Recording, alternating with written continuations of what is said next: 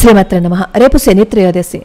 శని త్రయోదశి రోజున శనీశ్వరుడి ఆలయానికి వెళ్ళి అభిషేకం చేస్తూ ఉంటారు. అలా చేస్తే ఆ గ్రహ దోషం నుంచి బయటపడే మార్గం కనిపిస్తుందని. అంతేకాకుండా ఆ రోజు కొన్ని పనులు చేయాలన్నమాట. అదేంటి అంటే పొద్దున్నే తలస్నానం చేసేస్తారు కదా, స్నానం చేసేసిన తర్వాత వెంకటేశ్వర స్వామి ముందు నువ్వుల నూనెతో దీపారాధన చెయ్యాలి.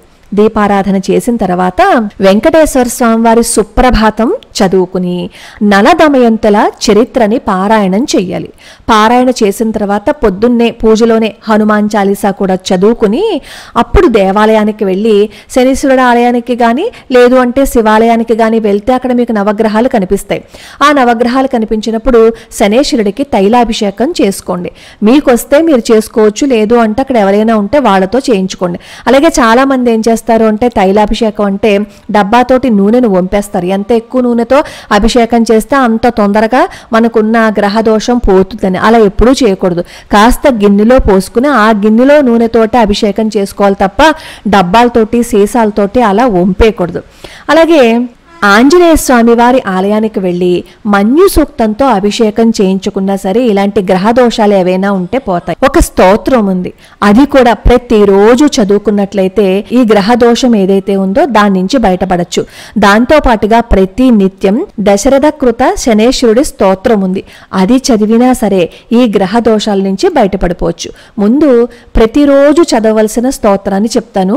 ఈ శనేశ్వరుడికి సంబంధించిన దశరథుడు రచించిన స్తోత్రం మనకి రోజుకో శ్లోకంలో ఉంది, ఒకసారి చూడండి. కోణ శనైశ్చరో మందః ఛాయా హృదయ నందనః మార్తాండజస్తథా సౌరిః పాతంగి గ్రహనాయకః అబ్రాహ్మణ క్రూర కర్మ నీలవస్త్రాంజన ద్యుతిః కృష్ణో ధర్మానుజ శాంతః శుష్కోదర వరప్రదః.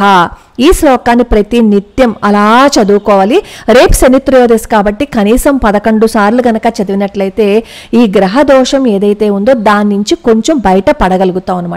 కానీ ప్రతిరోజు దశరథ కృత శనేశ్వర స్తోత్రాన్ని చదివినట్లయితే చాలా విశేషమైన ఫలితాలు ఉంటాయి. అలానే రేపు ప్రత్యేకంగా శనివారం నాడు అన్నదానం కానీ అలాగే వస్త్రదానం కానీ చేసినట్లయితే మంచి ఫలితం ఉంటుంది. లేని వాళ్ళకి మన దగ్గర ఉన్న వస్త్రాలని, కొత్త వస్త్రాలు కొనుక్కొని వస్తే మరీ మంచిది. ఆ వస్త్రాలను కొనలేని వాళ్ళు మన దగ్గర ఉన్న వస్త్రాలని కాస్త ఉతికి శుభ్రంగా చిరిగిపోయిన ఉంటే అవి కుట్టి వాటిల్ని గనక లేని వాళ్ళకి ఇస్తే ఈ గ్రహ దోషాలు ఏవైతే ఉన్నాయో వాటి నుంచి కూడా బయటపడచ్చు.